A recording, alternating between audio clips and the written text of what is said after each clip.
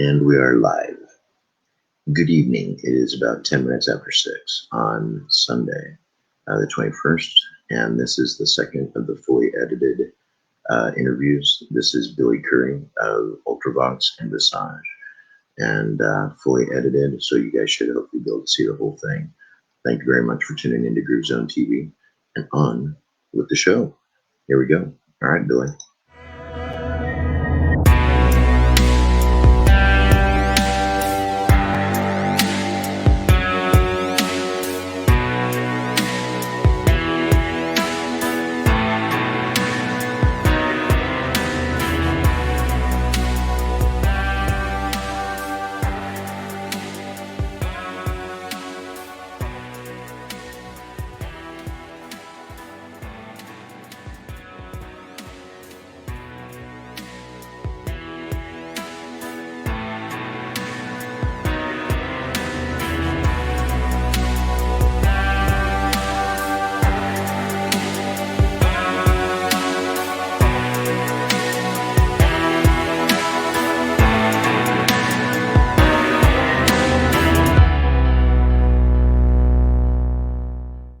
This is the Groove Zone.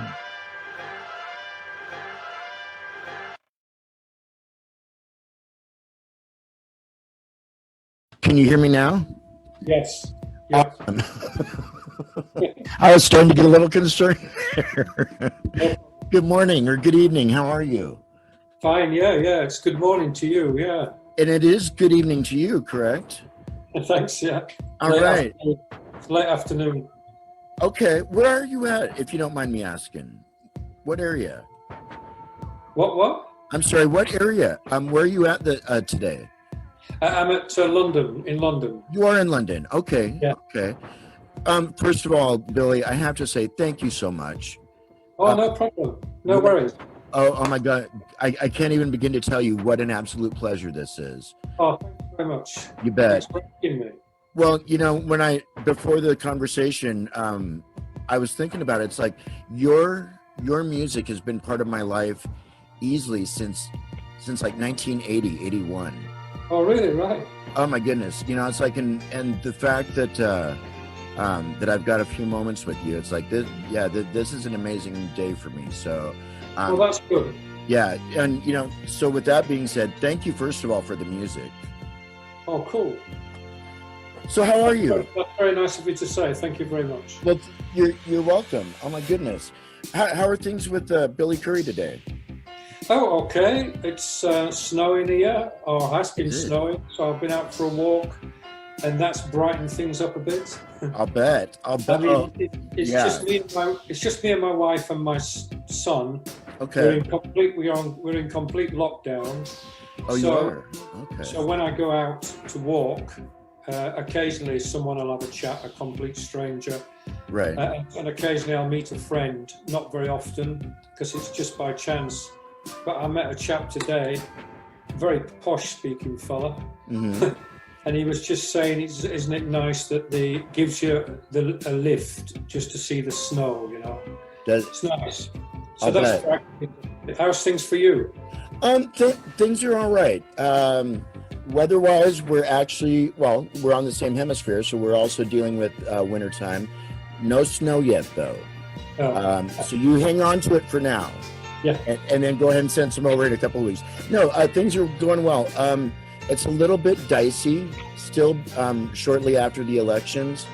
All I can say, Billy, it's an interesting time to be alive. Yeah, it is. You know, and it's been a great time of being able to catch up with different artists over the last, since COVID happened a year ago.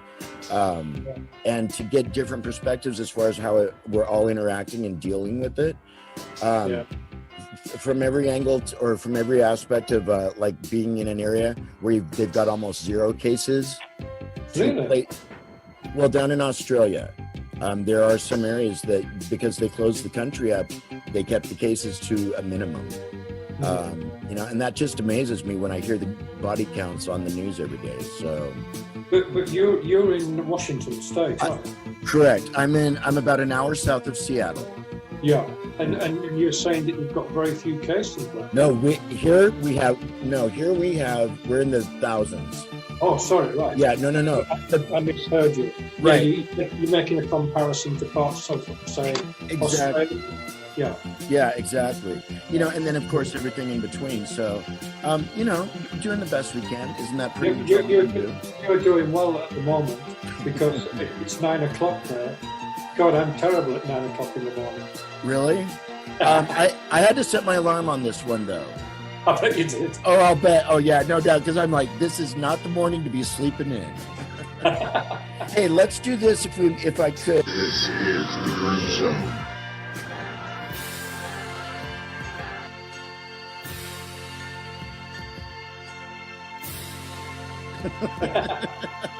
Cool. Oh, thank you so much, Billy. Oh, how cool. So, yeah, this is a teenager's dream come true. To have this time with you. You have been involved in so many amazingly influential acts and groups over the years. What I don't even know where to start this conversation. Actually, if you don't mind, I've forgotten your name. Sorry. I'm Darren. My name is Darren. Sorry. My moniker is DJ D Phoenix. So you can call me Floyd. Okay, Floyd. No. Whatever you want. Okay. Darren. So are you like from a similar era to me? Are you a similar age to me, sort of thing? I'm celebrating my 55th year here. Oh yeah, no, you were quite a bit younger. I thought you were quite a bit younger than me. Yeah. No, I mean my sorry, what was the question again? Just some of the bands that you started out with. Actually, right. Because it's hard to believe. I don't believe that you're that much older than me. It's amazing, isn't it? It's like as time's gone on, it's like, where did the time go? Absolutely, yeah. Yeah. I mean, all that time, the bands that were around, I was very lucky. I mean, obviously the 60s was a fantastic time, but I was a bit young for the 60s, although I was very much involved in it in my own way. But I just remember ending up down, I was born up in the north of England, in Huddersfield. Okay. And I quite often, through the 60s, my latter second half of the 60s was to keep coming down to London. And so to cut the 60s out of it, although it was quite a big influence on me, really. Right. I got a taste. I was studying classical music at a college in Huddersfield. Okay. It's quite a crazy place, Huddersfield, really. Some very talented teachers, so I was very lucky. But I mean, to cut to the chase, talking about bands, I mean, I took all that influence that I had got from classical musicians and classical composers and the bands from the 60s. Right. And I found myself in London properly in 1973. To cut to the chase, what I mean is to come forward more to thinking about what was going on in 1980. In the mid-70s, 75, I was rehearsing with what was to become ULTRAVOX. Okay. I was rehearsing with them in a little room in King's Cross from 73 right up until we got a deal with Island Records in 76. Intense times. But I was, because I'd flunked out of college, I'd left college. Okay. I did actually get a place at the Royal Academy of Music, would you believe, in London, but I turned it down. I turned it down. So really, yeah. So what? Because I felt like the reason why I turned it down is I had this feeling from listening to bands in the 60s, more and more, that I could write music myself. That seemed to be my main excitement, because I was listening to so many composers, and I thought it was amazing. And I found the classical world. For example, a harmony teacher would allow me to play my own pieces of music to the class on the piano, although I wasn't a very good piano player. Really? I'd only just started learning as a second instrument. Okay. My main instrument was the viola, Okay. And so, in contrast, my viola teacher found out about it and kind of ridiculed me for it. Really? Saying, "Oh, I've heard that you're playing compositions to the class, what is it that you think you've got that people want to hear about? Oh, wow. Yeah, it was quite staggeringly arrogant and a terrible snobbish put down, because I was only about 16. Okay. And that stuck with me. It energized me, because contrast that to the ideas of some of the bands that were going on at the time, Right. the psychedelic bands, Right. and not to mention some of my friends. You know, some people that I was hanging around with at the time. Not calling anyone out here at all. No. Right. So I just I was amazing. It was a fantastic day when I got into the Royal Academy of Music. I can still remember it. You know, I was dossing on some friend's floor somewhere. I don't know, the night before, but Yeah. I got through, and I really liked the people who listened to me. You know, I was playing Bach and some other piece. I don't know, but I just thought I'd elaborate on this. You know. Yeah. Please. And it was fascinating, because I'd loved the people that were watching me, and I knew where they were at. It was almost like I was looking from outside of my body a bit. Right. I just wanted energy. I'd got energy, but what I'd also got was the desire to write. Awesome. You know, originate my own music. You know. Right. And I just felt by then that the classical world was something I wasn't prepared to take on, because it's a fairly class-riddled place. Is Britain, you know?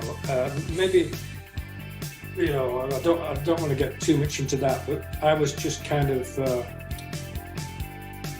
very energized. It sounds a bit strange maybe for American people, but working class kind of person. You know, we'd got no money, very little possessions. I was brought up just very. It was a tough upbringing, you know. I'm not after sympathy.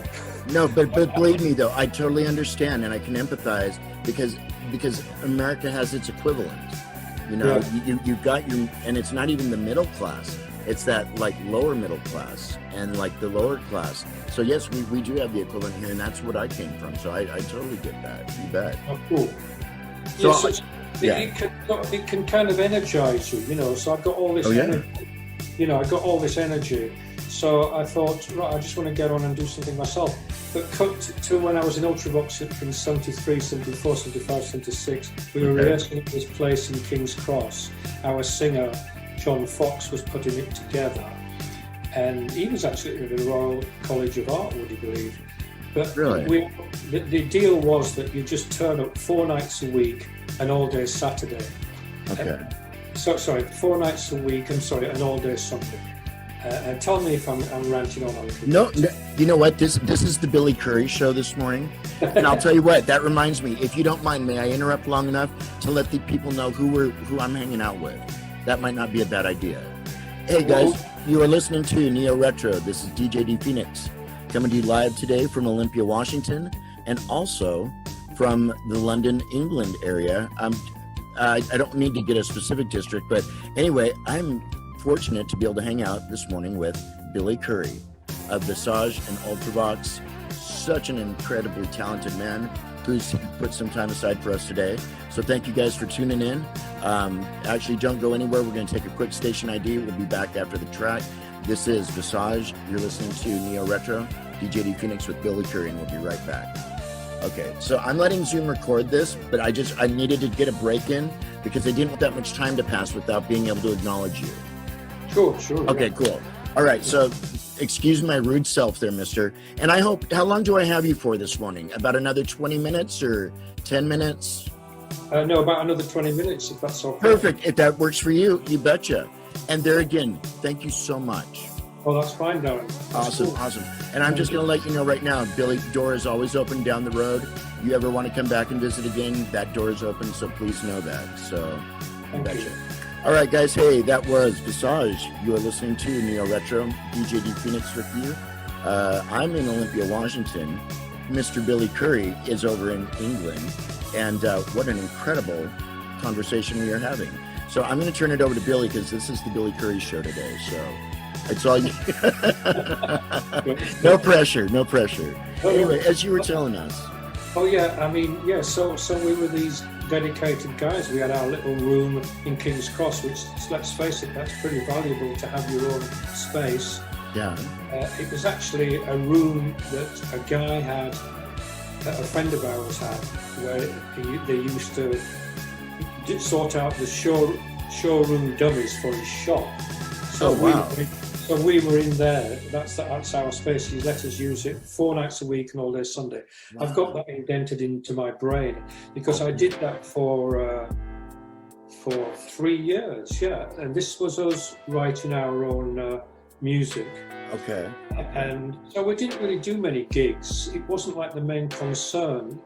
But there was the pub rock scene going on at the time, so I felt a bit of a cheat really, because there was lots of gigging bands around. Right. Kerstal Flyers, Kilburn and the High Roads. Okay. These kind of quite obscure bands that didn't really get that much success. Dr. Feelgood. Right. So quite earthy sort of get in your face sort of bands. Right. You know, that were just entertaining you when you were in a pub, when you'd had a few drinks. But by 1975, this was a huge thing, you know. There was, you know, so it felt like the beginning of something starting, a movement starting, which was more down to earth. We kind of kept a bit more distant. When I say down to earth, it was just after the madness of the 60s, really. Right. And then the 60s went into the early 70s when you got all the glam rock. This is the Groove Zone.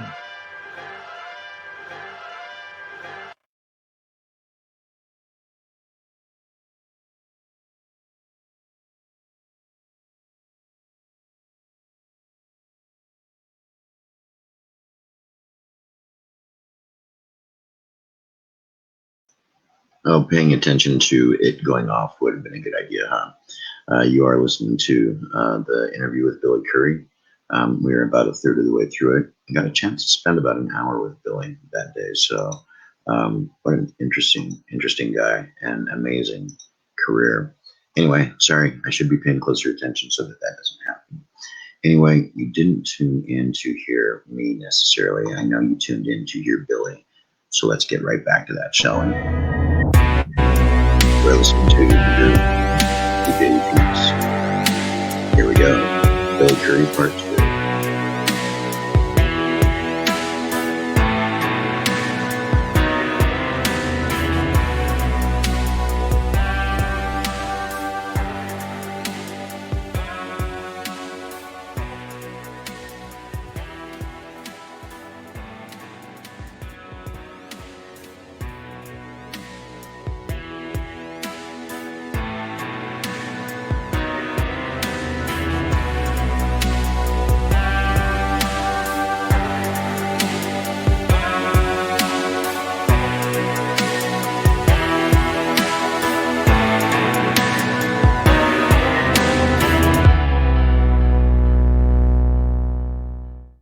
This is the Groove Zone.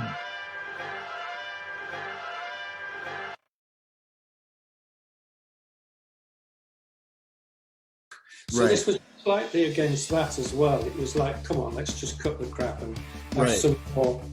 Well, now Yeah. don't you, Billy? I'm sorry, but don't you think that especially the early '70s to maybe mid '70s, even a little bit later, that was that really singer-songwriter dominated period, especially over here in the States. It was most of your artists that were on the charts were all singer-songwriters. Mm-hmm. You know, throughout the whole of the 70s. exactly. But kind of that whole thing though, that earthy feel though. Yeah, it went back to that. I think it went back to that, yeah, because of the way things got so spaced out in the late 60s. But you see, I kind of hung on to that a little bit. In fact, the band I was in was hanging on to that a little bit. Okay. Because with John Fox, I remember talking about this. We wanted to pull it all together. We agreed to getting it more back down to earth again. And we also realised what you just said, that the art of writing a song was very important as well. Because like you say, in the early 70s, it really was happening quite a, you know, the catchy songs and everything became center. But I was attracted to that, you know. I mean, I really wanted to be. I was, unfortunately, I hate to admit it, but I really wanted to be successful, you know. I wanted a lot of attention, you know. Well, you know. And that was the end result. So you did, maybe not necessarily how you would have thought in your mind early on, but I'll tell you, young man, what an amazing career you've had. Oh my gosh. And I think that's what's so wild is that it couldn't have been any more opposite from what was happening in the music industry at that point in time, back in the mid-'70s, because it was such a homemade, kind of homegrown type of feel music-wise that was on such a widespread appeal worldwide. And then you had this weird offshoot that was initially like punk and kind of the early avant-garde scene, and that just totally went the opposite direction. It's like such a different, or such a major contrast. And I'm so glad that you did not listen to that teacher at 16 years old. Thanks. Yeah. Because if you had, it would be a much different musical world for us. Yeah, thanks very much. I mean, yeah, that was it really, the fun of writing. I mean, like I said, me and the band, we were called all sorts of different names then, before we were actually called ULTRAVOX. But I remember some things coming up. I didn't get into writing straight away, but the fact that we were all in a room together, all four of us, for so long, eventually my ability came to the fore, but mostly when I managed to get hold of a piano, so I could look at the whole expanse and get into the middle of the band. Right. I mean, because I'd experienced in orchestra, and the viola itself is very much a middle kind of instrument. Okay. I started to pick up on what John was doing, because we didn't really collaborate. It was more a case of John would come in with ideas. So it was a bit difficult, because I was been more wanting to just fully collaborate from nothing, see what happens. But that didn't really happen. But I mean, there is some music being shown in the middle of February, which is some footage of that particular era band, the only footage. Really? Yeah, where it's being shown in the middle of February. I won't say anything about it yet. Okay, not a word. It's when we played at the Rainbow. That's the only time we were filmed. But I'm quite proud of, when I say we still hung on to what happened in the 60s, I was interested in form, creating form, a bit like a classical piece of music, and John Fox was interested in that. So these pieces started to come together, which opened the gates for me, like I Want to Be a Machine or Slip Away. So we started doing these things that were sort of classically influenced and had a sort of a classical filmic sections to it, you know. And this piece, we actually play Slip Away, was one of them that will be shown at the Rainbow. That's in the middle of February, but I won't say anything about that actually. Okay. So this is what started happening. You know, we still had one foot in the feeling of, you know, I always remember in the late 60s listening to a band called Spirit. Oh, yeah. Yeah. And there was one track in particular, of course, I've forgotten the name of it, but it was like a whole composition. And I was like, wow, this is taking my head off a bit. You know, this is in the late 60s. Right. And also the guys came in on I think it was Randy California, I'm not sure, but he came in on a second.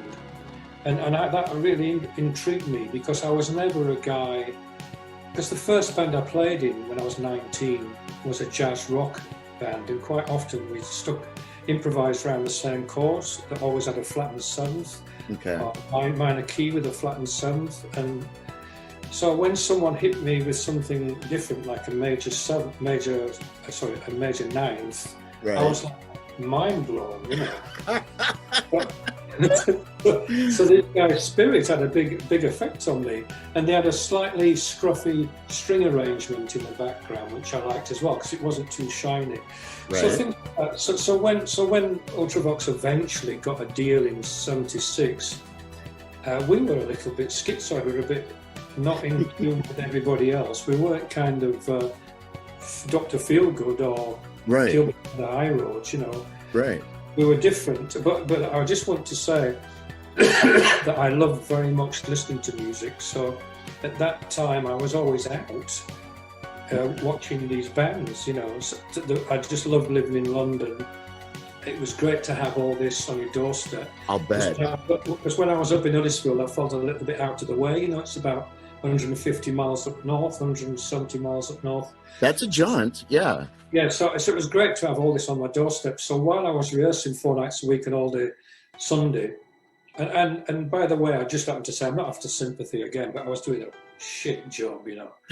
And you just had to just get on with it. I mean, the policy from John Fox, he was a good leader, was, you know, get your asses here. We don't want to know how or any problems about money. Just get your asses here and we'll think about the music. But anyway, as you know, we did 3 albums, and so that. And then John took off. John took off, yeah. Okay. The last gig we did was actually in San Francisco in really early 1979. Yeah. Oh wow. Okay. Oh wow. So you guys were actually like overseas on tour when that happened. Yeah. Oh my God. I don't want to make it sound too grand, but obviously with Island Records, we were always financed to go touring. They were a great company like that. That's Chris Blackwell. He really liked musicians to be out there performing. So he was always sending us off to Europe. But when we'd split up, we decided, we got this offer through Miles Copeland, the manager of the Police, to come over and use their back line at this new way of doing things, which was quite punk in a way, which was like, you know, you can use our back line on the East Coast, and then when we come over, you can use our back line there, because we won't be there, you know. It's a case of sharing each other's gear. Right. You know? And so we thought, oh, we've got to do that, even though John had told us he was going to leave, so it was quite difficult, you know. Wow. But if you look at some of that stuff on YouTube, you know, like when John did his first solo album, he did his version of Easy Liquid, very electronic. Right. But you can find our version of it because we did an ULTRAVOX version of it first, which we were playing over in America in the first half of 1979. Yes, so which was more sort of a rock element to it. But and what album is that available on, or was it? John, that was John's first solo album we did called Metamatic. I'm just making the point that the split up, the breakup was. You know, we did Systems of Romance, and then we worked on some, I think 3 tracks, Touch and Go, Easy Liquid. We went over to America and played them there, some new stuff. Right. But, you know, we were getting a little bit more and more off the wall, really. There was one track called Radio Beach, which we didn't actually ever record. But I just remember being over in New York and playing stuff like Radio Beach, kind of very loud, with a drum machine. Okay. Just, hang on, there's definitely something happening here, you know. Right. Oh yeah. You know, when you think about what happened like later in 1980, you know, it felt like we were on the cusp of something, but John had already decided to go off and do his own thing, you know. Right. And what's interesting though is that what the kind of transformation and the regrouping that happened with ULTRAVOX over the next couple of years, with Midge coming in as vocalist, and the fact too that you were both members of VISAGE together, I think is really interesting as well. You know, and I never totally believe what I read online. You just can't always, but you know, it's like just because it's online doesn't mean it's true. But I kind of read on on Wikipedia, the way that all came about. How I think was it. One of the guys I think had asked you to ask Midge to join VISAGE or to join ULTRAVOX. How did that go? It was to join. Yeah, that's right. Yeah. Yes, it was. I'm trying to remember all this. Now keep in mind though, Billy, this was written by a 7-year-old girl, so I don't know if that's for sure or not. Yeah. Well, yeah, right. Well, what happened was. What happened, I have to remember, because it was a very busy year that year. So I ended up working with Gary Numan. Oh, that's right. Yeah, when I came back from America, I was skint, so I got this. Yeah. So what happened? Yeah, it all started from when we did our last gig in England. It's funny how all this connects together. Our last gig in England in 1978 was just like in between Christmas and New Year. Okay. Strange time. And this guy came into the backstage at the Marquee. It was at the Marquee. You know, the dressing room's tiny little place, you know. Right. And this huge guy, tall guy comes in, Rusty Egan. We'd just played, our ears were ringing. And the guy comes in with a mouth on him like you wouldn't believe, you know, hi guys, you know, never stop bloody talking. Right. He's a drummer, and there's a DJ as well. Okay. He's a crazy guy. And he just comes in and says, come on, pick yourselves up guys, come next door, I've got a club. It's called Billy's, funny enough. And me and Robin Simon are sat there, he was crashing at my place at that time. And we're a bit like, oh God, this is it, we're off the label, we fucks basically. And he says, no, come on here. So we go around to his club, and this was like pre what became the Blitz. So we go around there, and he says, wow. oh, he says, I like your stuff. And me and Robin are like, are you having a laugh? No, no, he meant it, you know. And he was playing some of our stuff, like Quiet Man, and he even played Dislocation. And he Oh my gosh. Hiroshima Mon Amour. In the middle of playing Kraftwerk, you know, Trans Europe Express, and we thought, hang on, there's a scene going on here that we're being grouped into. And he was playing Roxy, of course, you know, and Bowie, a lot of Bowie. Right. Because of Christ, at this time, you know, we'd had Low and Lodger. I really love Lodger. Wow. Oh my gosh. But this is what happened. I mean, Rusty Egan, you've got to give a lot of credit to him. So from that, when I came back from America, he said, we had a meeting about this band that they were starting up called Visage. And we met, I remember, in this room with 3 guys from magazine, and they were as depressed as me. They'd just been kicked off their label as well, you know. Oh, really? Okay. So this was funny, but they said, look, we haven't been kicked off completely yet. We're doing this one gig at Drury Lane. And so I went to this gig at Drury Lane, and I was out there in between getting a drink, and that's when this guy came up to me and introduced me to Gary Numan and says, would you like to work with Gary, you know, on his tour? And that was good, because I needed the money, you know, but I was interested in Gary. He was kind of, I didn't really know much about him, but he seemed quite interested, so I ended up working when they were called TUBEWAY ARMY. But I joined up with Visage as well, so I was doing Visage as well as working with Gary. Oh my God. And so that's when this happened. When I was working with Visage, we were down at a place called Streatley on the Thames, west of London. It was a lovely place, and it was Martin Rushell's studio. Oh, no way. Yeah, he'd been producing The Stranglers, and he was interested in getting into a new scene, you know. Oh, yeah? Yeah, because he ended up producing The Human League. Oh my gosh. He hadn't got his studio then, because we were in this prefab little studio with just the gear just slung in there, you know. It was really rough and ready. I mean, singer Steve Strange doing vocals in the loo. This is the Groove Zone.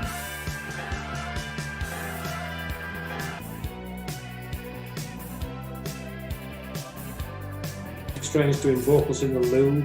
I was doing my keyboard parts in this room at the end, you know, like this bedroom. Weird, very weird, but it was so exciting, you know. And because we'd got a lot of energy, and would felt our backsides hit the floor, you know, it was like a funny combination. Right. Yeah, and then we were working on the Visage album, and Rusty, Mr. Mouth, you know, most of the time I was laughing because there was a combination of this really tall Cockney guy, London guy, with this Glaswegian little guy, Midge, you know, these two shouting at each other, you know. How tall is Rusty? But How tall is Rusty? he's a bit taller than me. He's quite tall. He's 6'2" or something, you know. Okay. And then Midge is not tiny. I'm not slagging Midge off, I don't want to take Right. this. But he's smaller than me, He's quite a small guy, but not tiny, So they're just watching these two arguing and stuff like that. It was dead funny. But eventually, he started on me. Basically, when Midge wasn't there, he was sort of saying stuff like, "You should, your band, you should get it back together, ULTRAVOX, and get Midge as a singer." And I managed to ignore him for about 3 months, Then you just have to say, okay, yeah, whatever. Yeah, okay. Wow. I'll give it a go. Yeah. Oh my gosh. So that's how all that happened. Yeah. So then.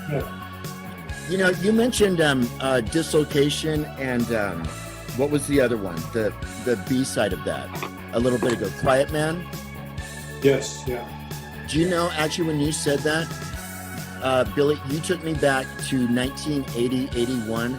One of the first 45, or maybe it was a 7-inch single that I ever had from you guys was Dislocation. Oh, right, yeah. Oh my gosh. And you just, guess what I'll be listening to today? I'm gonna pull that track out and definitely play that. Hey, speaking of which, and I know our time is getting short. I would like to do a couple of things. Billy, I'm just gonna ask right now. When you have some time, there is so much that I still want to chat with you about. Would you please come back and visit us again down the road here when you have a little bit of time? Yeah, let's just carry on a little bit longer. Are you sure? Do the whole thing, yeah. Well, then, okay. Let's get everything sorted out in one go. Well, you bet. If you're up for it. I am. If you are, no. But listen, at the same time, I don't want to monopolize your time. No, it's okay. Yeah. We'll carry on up until about 6 o'clock. No problem. That works perfect for me, unless I get a little notification from Zoom saying you guys are done. In which case, we'll just draw it to a close. Yeah, sure. Oh my gosh. Yeah, that whole period of time. Let me do another quick station ID real quick. Hey guys, you're listening to Neo Retro, coming to you live from Olympia, Washington. This is DJ D Phoenix, and hanging with me today, I am totally stoked to say I've got Billy Currie of VISAGE and ULTRAVOX with us. Billy, good morning, or good evening. How are you, young man? Huh? How are you, young man?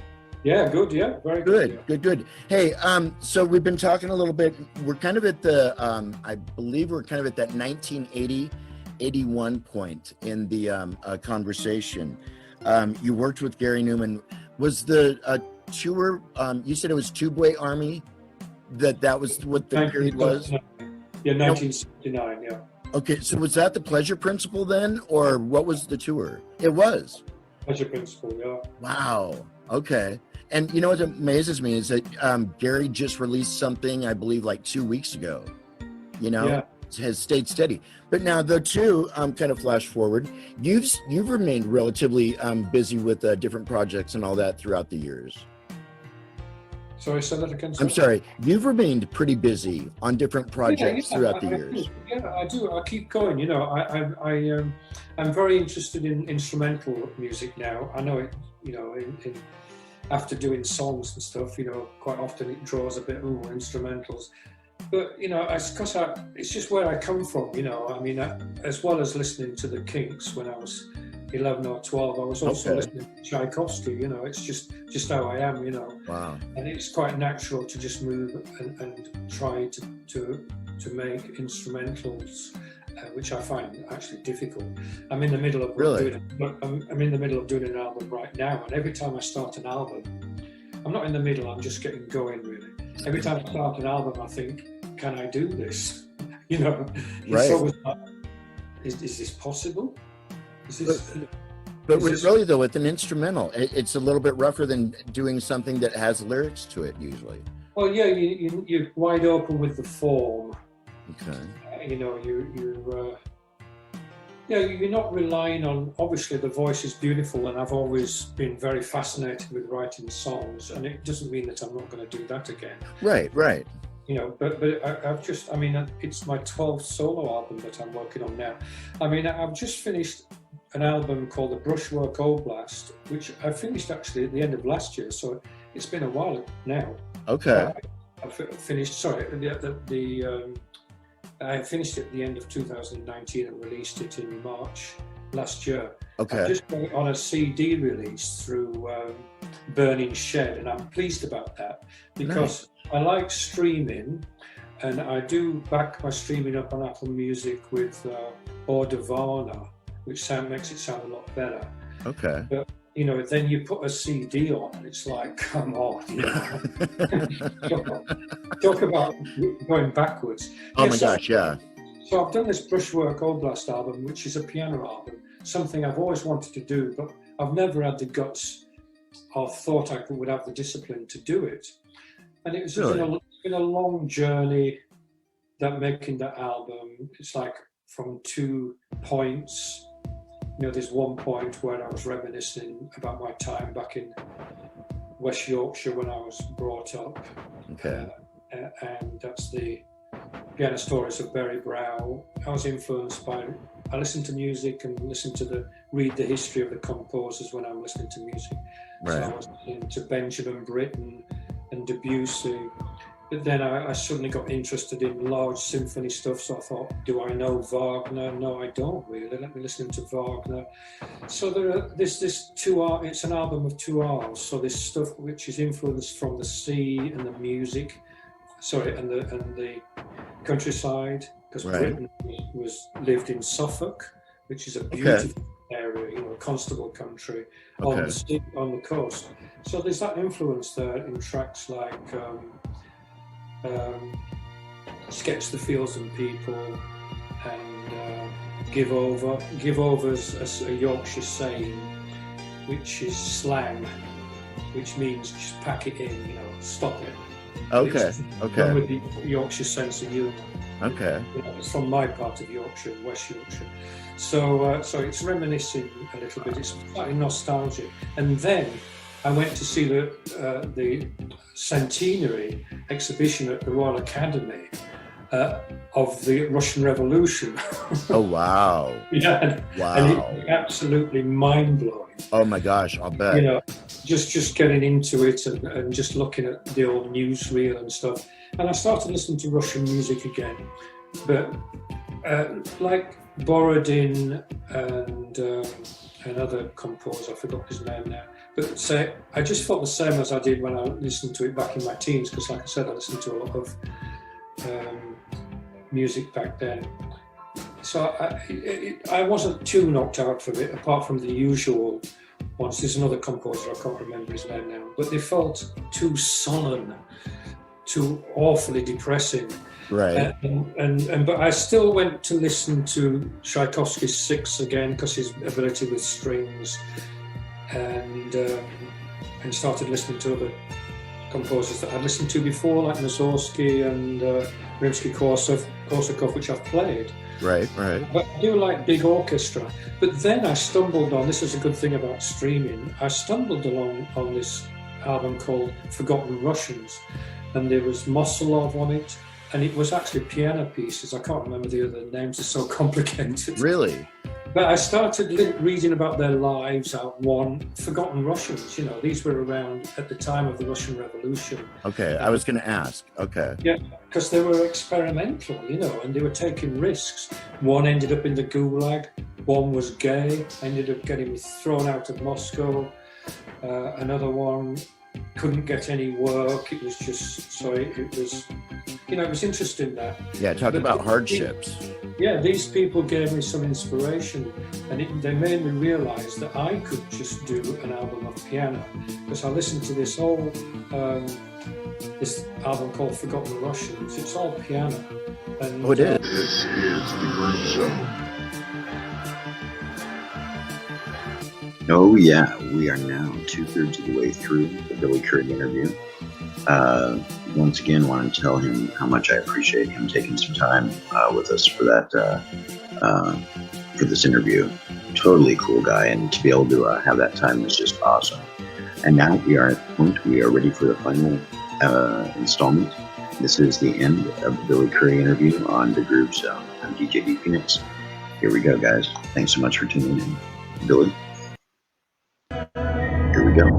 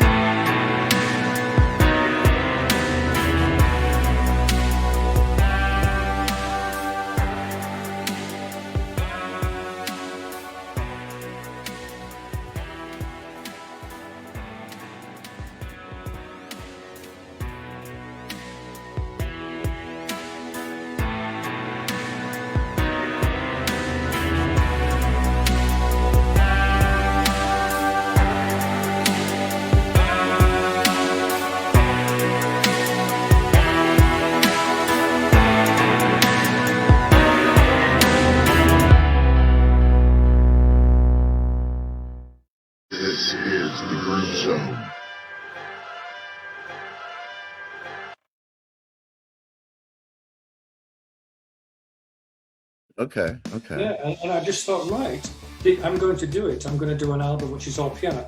My one has got like a bit of viola on it and a little bit of synthesizer, some very weird synthesizer on it. Off the wall stuff, quite crazy stuff, quite reminiscent to the late 70s. So I'm messing around with an ARP Odyssey analog stuff. How awesome! Yeah, so I managed to do that, and I'm very happy at the moment because it's on Burning Shed. This is a big plug. Okay. And they just seem to be into me, and I like dealing with them. And it says this is a label for musicians, run by musicians. And of course you could go, you're taking the piss or what? No. But it really is, it's lovely, It's really, it's got a nice vibe to it so far. Nice. It could all go dreadfully wrong, But I feel so good about it. I feel like I found a home, Very cool. Very cool. And I think that's important, even with an amazing career as you've had, that, and I'm sure you've probably still got many years left in you, but to be able to find some place that you feel comfortable enough to still be able to use your artistic, creativity, unbridled, for them to still give you, because that there are artists out there that are still kind of going by the same old formulas and all that. And it's like, it's not, I'll bet it's got to be a good feeling to know that, it's like, hey, I can put just about anything out, and have a good run at it. Yeah. It's like Tim Bonus and Pete Morgan run it. And Tim Bonus, he's a solo artist. Okay. He was in a band called No Man. Okay. So I know them from way back in the past, because they got together in the early 90s. They're still making albums though, but Tim does solo stuff. And just communicating with him, this is just by email, you just get the feeling that they're just supportive. They just, like you said, they just know. You just seem to be tuning in. They accept that you're trying to create. Right. Well, and one of the things that I was thinking, you're not dealing with a businessman. You're dealing with a musician. I mean, exactly. So sometimes, because of my experiences and slight brainwashing from the business in the 70s and 80s, that could be a little. I think of that with trepidation. Trying to deal with a musician, that could be a complete, absolute fucking nightmare. Oh yeah. But it just seems to work, and it's kind of a bit. It's just grown up. It feels good. Well, and you've been in the scene long enough and in the industry long enough that you remember the days when there was that sleazy record producer, when that wasn't really that far off from the reality that there were some kind of seedy people in the music business. Yeah, absolutely. Yeah, and you want to avoid those land sharks. So let's draw this to a close, because like I said, your time is valuable, and I want to say thank you again so much for putting some time aside with us today. Guys, you've been listening to Mr. Billy Currie of VISAGE and ULTRAVOX, and Billy's in London, and I'm in Olympia, Washington in the U.S. Just to touch on it briefly, how are things with the prospects of touring at all in the near future? Do you see the bands lifting it anytime soon? No. I know, huh? I know. Yeah. I don't know. You mean ULTRAVOX? ULTRAVOX, or I don't know. Was there ever a VISAGE reunion? I realized. Was there ever a VISAGE reunion? No. VISAGE was never a touring band. It was just a studio band, with and back in Steve Strange. Right. But I think Rusty is doing something called Rusty Egan's VISAGE. Oh, okay. With no original members from VISAGE in it. But, right. But they might be, I don't know. Sorry, I didn't mean that to sound bitter. It could sound a little bit like I'm rubbishing it. No. I don't know, because I know he might be doing a gig called Rusty Egan's VISAGE. Okay. Well, see, then you could do that. Fun? You could do Billy Currie's Visage or Billy Currie's ULTRAVOX. Oh God, no. Oh my gosh. So really though, Visage never played the Blitz Club or anything? Oh, we did a gig in 1983, I think, early 1983, Okay. at Camden Palace, which was for the Tube, a TV program here called the Tube. Yes, yeah, I'm familiar with it, you bet. And, but it wasn't live. There was only parts of it live. Okay. It was a mixture of backing track, and I think it was live vocals. Okay. You know, and then that's a real testament to what an amazing group Visage was, because for a group that never toured, the impact and the inspiration that that Steve and the rest of you all did, and the long running residuals of that. I mean, it's like you really changed people's lives. And you know, I said it at the top of the show. Thank you so much for the music. Oh my gosh, mister. Oh, thank you very much. You bet. It was good fun doing the Visage. I'll bet. Especially the first one. We kind of got onto a bit of a roll, you know. I was happy to do something that was a little bit lighter than what I was used to doing, you know, because ULTRAVOX got a little bit heavy going near the end. Right. So it was not really something light. I'd always loved dance music when I was a kid, when I was about 16, like soul music it was really. Okay. And so it was nice to be doing something to a dancey kind of rhythm, you know. And I still remember that first Visage album. Oh my gosh, there was such an underlying funk tone to that, but with the most wild, incredible, like funk. So that soul kind of funk feel. Yeah, right. And that's I think that's partially because the disco was still evident on the scene a little bit, but you guys had such a completely different flavor and an incredible mix. I introduced so many people to that first Visage album. Blocks on Blocks, still one of my absolute favorite. And that's interesting what you said there. Yeah, disco was still around, and when I was on tour with Gary Numan, I used to control I was like the DJ, you know. Okay. So when we were on the bus, tour bus, I got my ghetto blaster. And I was blasting out, or anywhere in the dressing room. Right. I was blasting out Donna Summer's latest album. I really loved it, and it was all this disco stuff, you know. And that's where we got, and Sid Sharpley loved it, you know, the drummer. Yeah. Well, they all did, and that's where Fade to Grey came from, because when we were up in our big towers, light towers, working with Gary, you know, we were at these big lighting towers. We played keyboards up these towers each side of the stage, you know. And I remember looking across in one of the sound checks, and Sid was just next to me, but slightly lower. Okay. And the guy on the other tower next to me was Chris Payne. He was the other keyboard player. Okay. And he kept playing this thing on the polymoog. We both had polymoogs, which was Gary's chosen main instrument. From Cars, remember? Cars? Right. Oh yeah, I totally see this. The polymoog, yeah. Polymoog. Okay. And I was looking across, and Chris Payne he was trained as a classical piano player and viola, but with me I was the other way around. I was trained as a classical violin and violist, and the piano was my second instrument. So I wasn't technically as good as Chris. So I was very jealous looking across, watching him play this left hand rhythm, you know. And I thought, fuck, what? How can he do that? You know, and that's the beginning of Fade to Grey. And to me, I was miles away thinking, oh God, it sounds like Kraftwerk. Because I was just getting to the stage with Systems of Romance of trying electronic drum machines, trying to get things to trigger, you know, like in Dislocation. Right. Sequences, which I did. I triggered that. Doom, doom, doom. That was all triggered from the sequencer, you know, but not to any great mind-numbingly technical ability. And so I looked at this, and then he was playing chords on the right hand with his hand. Now that was my department, because I consider myself a pad man, you know, pads. Right. And so I wasn't too enraptured by that, but I just love this left hand.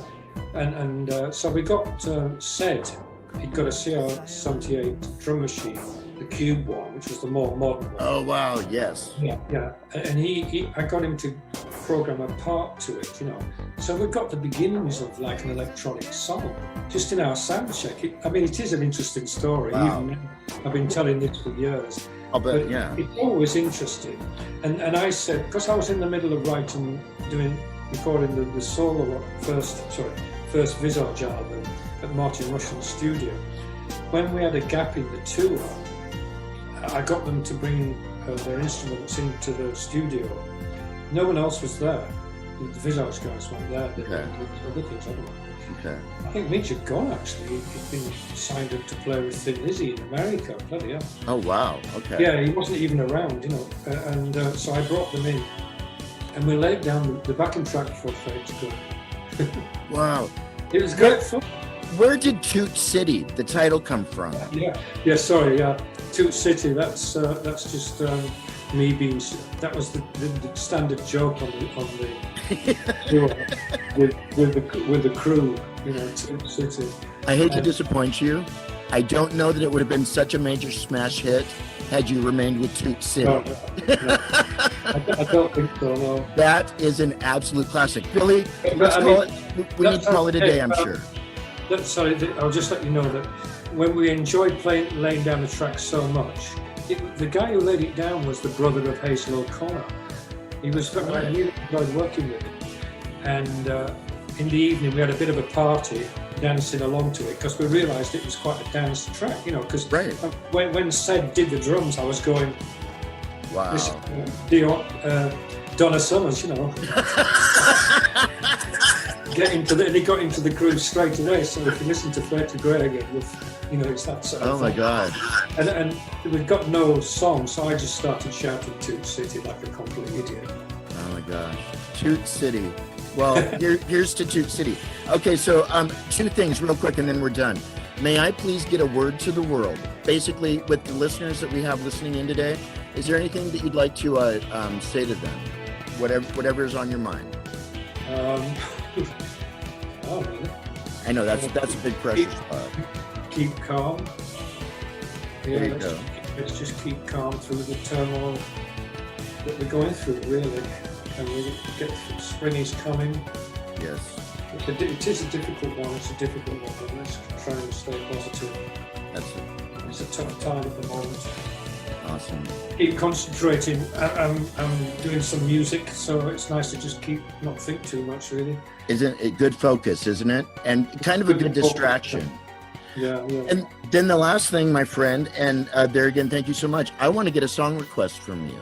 As we go out today, what song can I play for you? If you could hear anything. I'm going to play Donna Summer, you know that. Gone completely blank. Oh, hang on. Okay. Well, you could play me something from Roger. Okay. Oh, okay. Anything in particular? I can't remember the time. Not a problem. It'll be my pleasure to pick one for you. Based on our chat today, you betcha. All right, Billy Currie, I thank you so much, my friend. I've enjoyed it. Thank you. Hey, you bet. And best to you and your family. We're all going to get through this. And I'm going to check into some of your music that you were talking to us about today.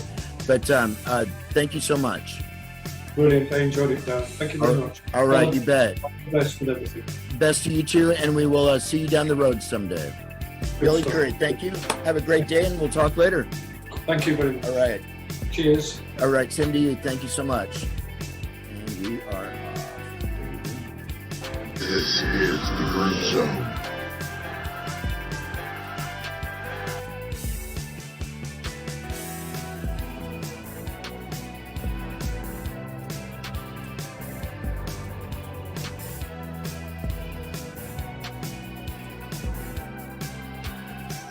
And that is that. So I hope you enjoyed. We're just right into this 1 hour mark, so I'm getting off right now. Thanks for tuning in. We've got more artists still to come, so keep checking back with us. Have a great night, everybody.